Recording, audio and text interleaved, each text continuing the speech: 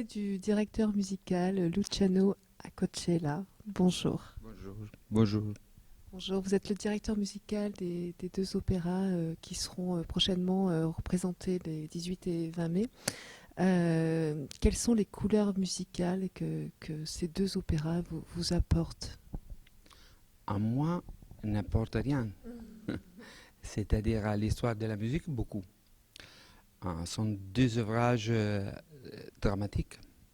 Ce sont deux ouvrages qui parlent de jalousie et d'honneur. Pour, pour Santuzza de Cavalleria, c'est aussi l'honneur perdu. Et pour Pagliacci, c'est l'honneur perdu par Canio, le protagoniste, le ténor de l'opéra Pagliacci. Alors comment arrivez-vous en tant que directeur musical à faire ressortir ces émotions-là dans le cadre de votre direction? C'est déjà tout écrit, c'est-à-dire que Leoncavallo et Mascagni ont très bien écrit les partitions d'orchestre et les chefs d'orchestre doivent seulement réaliser ce que j'ai déjà écrit sur la partition.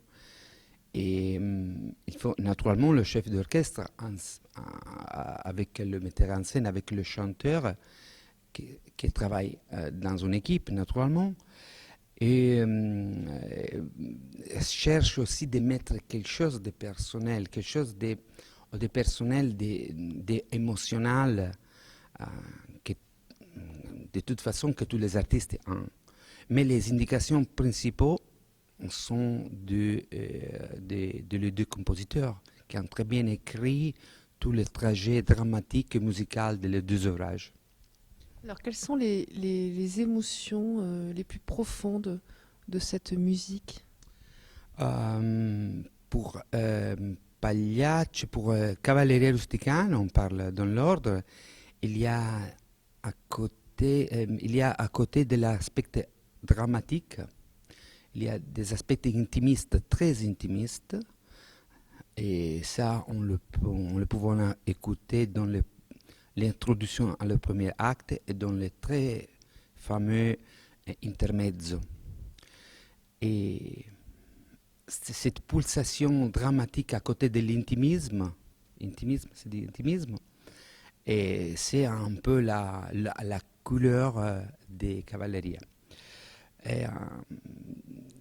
Pagliacci, l'écriture, c'est une écriture différente, une écriture musicale différente, aussi parce que l'histoire de Pagliacci, c'est une histoire composée aussi pour, c'est l'histoire naturellement d'une équipe de clowns, équipe de paillasses. Alors dans la deuxième partie, il y a une comédia, une comédia italienne, on peut dire, de l'histoire de l'art italienne. Et à la couleur, il y a des couleurs du post-romantisme, du vérisme, et aussi des couleurs et de l'ambiance du XVIIIe siècle. Ça, c'est-à-dire que la Pagliacci, c'est un ouvrage un peu plus, on peut dire, un peu plus évolué en rapport à Mascagni, à Cavalleria Rusticana. C'est un peu plus personnel, un peu plus... Pagliacci, Leoncavallo a écrit aussi lui-même le libretto. Et c'est un ouvrage vraiment conçu par un compositeur qui était aussi librettiste. Vous pensez que ce sont deux opéras qui se complètent parfaitement, le fait de pouvoir les interpréter l'un après l'autre? Est-ce que l'on aurait pu l'imaginer l'un sans l'autre, par exemple, ou est-ce qu'on a l'impression que là, on est sur l'évolution de la vie par différentes émotions? Ça, c'est une bonne question. C'est la tradition un peu de représenter Cavalleria et Paillasse. C'est une tradition qui vient du vérisme. Ce sont les seuls deux ouvrages vraiment véristes italiens. Paillasse, comme vous savez, c'est une histoire vraiment qui a dû vraiment dans le sud d'Italie. Et Cavalleria Rusticana est pris par une nouvelle de Giovanni Verga et va représenter vraiment la vérité, le réalisme du sud d'Italie.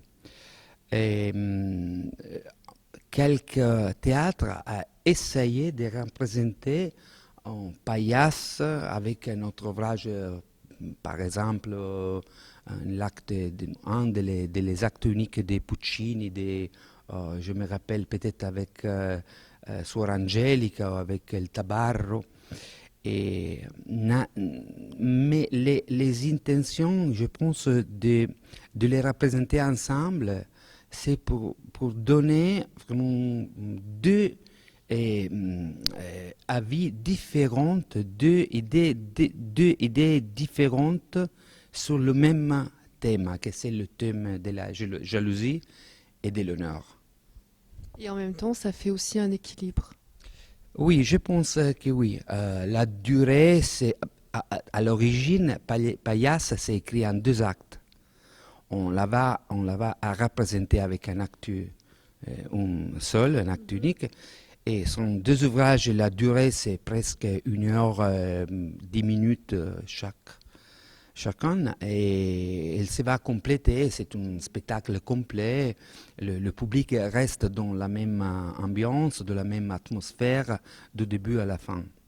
Et il faut dire que la musique, c'est vraiment, vraiment une musique incroyable, une musique très belle, très mélodique, très dramatique, avec...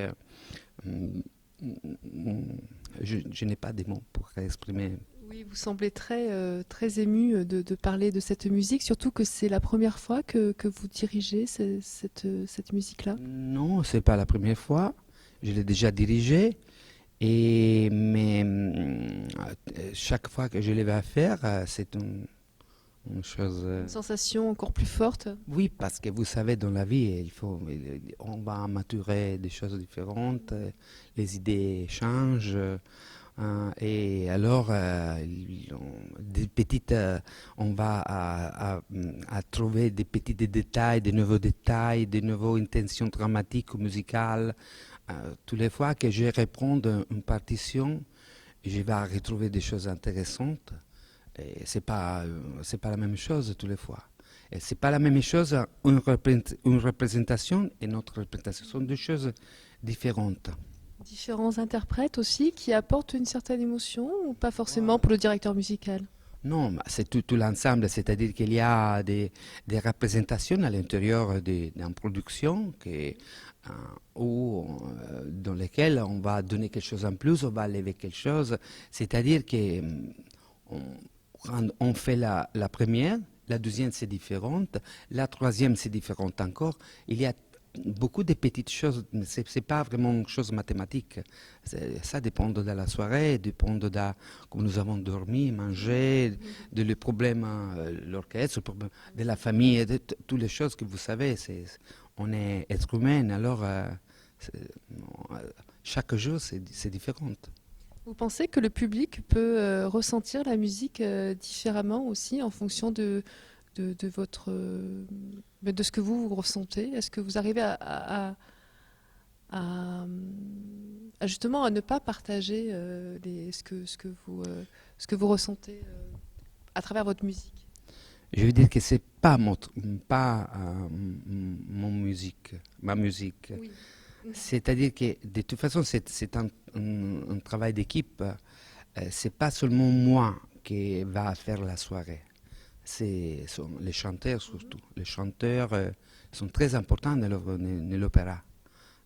Oui, sans chanteur, il n'y a pas d'opéra et sans musique, il n'y a pas non plus d'opéra. Donc c'est quelque chose de très complémentaire. Exactement. C'est-à-dire que c'est quelque chose de magique la soirée parce que quand on trouve le juste, comment c'est peut dire, connexion, Une osmose. une osmose entre l'orchestre, le chanteur et aussi le public, parce que le public donne une certaine tension.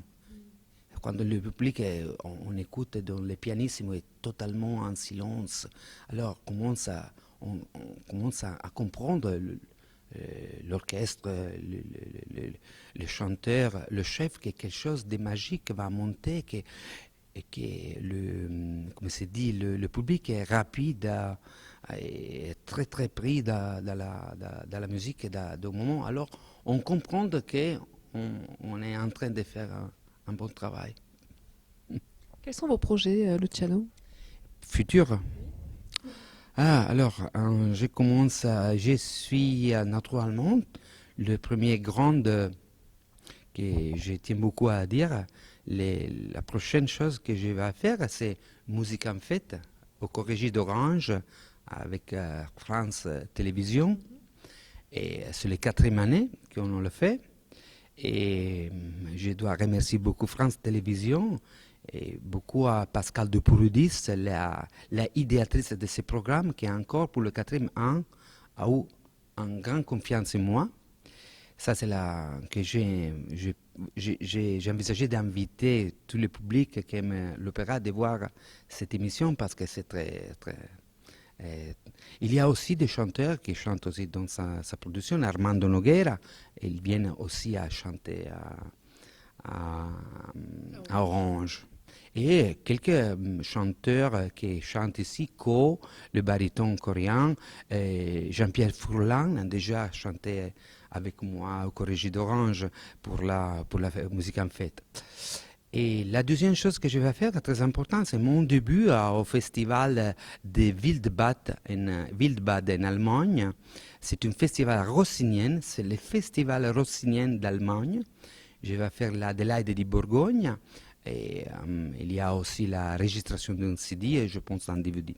Après, je suis encore en août au Corrégie d'Orange, de le festival, de la carte du festival, avec un concert avec Lyrique, avec Patrizia Cioffi et Daniela Barcellona. Après, je dois aller au Liban avec une Tosca, je dois faire à Rouen Lohengrin en 2015 et des autres concerts. J'ai fait une tournée en Italie avec l'harmonie de l'orchestre de l'Opéra de Rouen. Et après, il y a Moscou, encore Avignon 2016, beaucoup de choses que c'est un peu. Ok, je m'arrête, sinon je dois parler beaucoup. Déjà 2016, c'est bien. Ben, rendez-vous sans doute en 2016 alors sur l'Opéra d'Avignon. Merci Luciano Acocella pour cette rencontre. Merci à vous.